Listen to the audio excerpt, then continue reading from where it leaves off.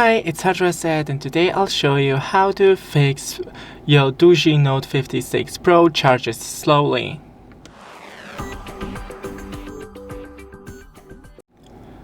First, right here on the bottom of your phone, you have the charging port.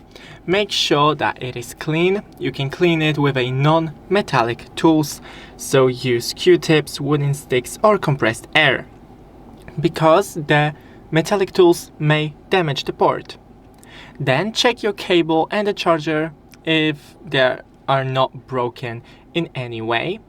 You can also restart your phone by hitting the power button and volume up button at the same time, and then power off or just restart. And that's pretty much it. Thanks for watching. Don't forget to leave a like and see you in the next one.